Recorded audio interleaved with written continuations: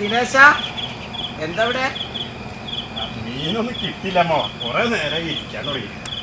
ഞാൻ വീട്ടിലേക്ക് വരികയായിരുന്നു. അവൻ വന്നിട്ടുണ്ട്. ആര്?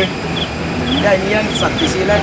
അവനന്ന് പടിയിറങ്ങിയപ്പോ എൻ്റെ ചങ്കൊന്ന് കലയില്ല. ഞാൻ അവനെ എൻ്റെ നെഞ്ചോട് ചേർത്ത് പിടിച്ചു.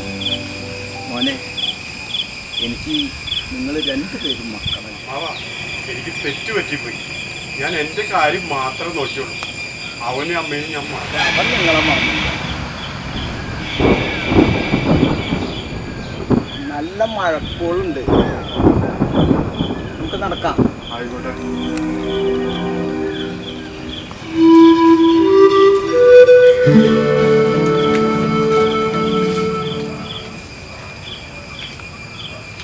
നിങ്ങളുടെ ഓരോരുത്തരുടെയും കാര്യങ്ങൾ അവൻ ഫോൺ ചെയ്ത് ചോദിക്കാറുണ്ട്, പ്രത്യേകിച്ച് നിന്റെ കാര്യം.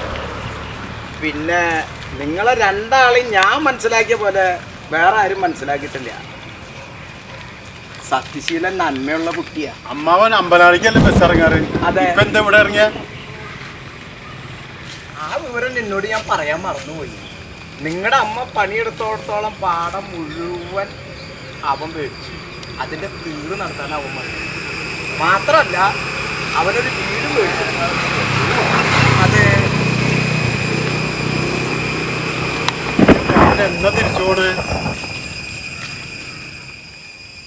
എൻ്റെ മോൻ പൊന്നുമോൻ സതീശൻ അമ്മാവൻ്റെ തലയിൽ ഇതിരിക്കട്ടെ എന്ന് പറഞ്ഞ കാലത്ത് വെച്ച് തന്നതാ. അതെടുത്ത് തലയിൽ വെച്ചിട്ട് പോട്ടെ.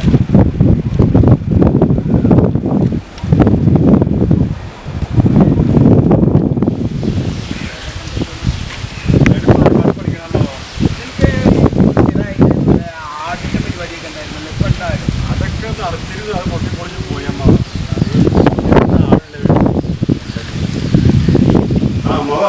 വീട്ടിലോട്ട് കയറുന്നില്ലേ? ഇല്ല, ഇപ്പം നേരില്ലടാ. അതെ, അവിടുത്തെ തീറിന്റെ കാര്യങ്ങൾ എന്താണെന്ന് അറിയാൻ വേണ്ടിട്ട് അവൻ എന്നെ ഒന്ന് വിട്ടതാ. ഇപ്പൊ വർത്താനം പറഞ്ഞ ഞാൻ ഇവിടത്തോളം എത്തി. പിന്നെ അവളെന്ത്? അവള് ജോലിക്ക് പോയിക്കാ. അതെ, എല്ലാ ദിവസവും ഉണ്ട് അല്ലേ? എല്ലാ ദിവസവും ഉണ്ട്, എല്ലാ ദിവസവും. അപ്പൊ ഞാൻ വർത്താനം പറഞ്ഞു വന്ന് ഇവിടെ വരെ എത്തി. നിന്നെ കണ്ടപ്പോ ഇങ്ങനെ വന്നതാ. ഇനി ഞാൻ അങ്ങടെ പോണ്ട ആളായിരുന്നു. ശരി അമ്മാവാ.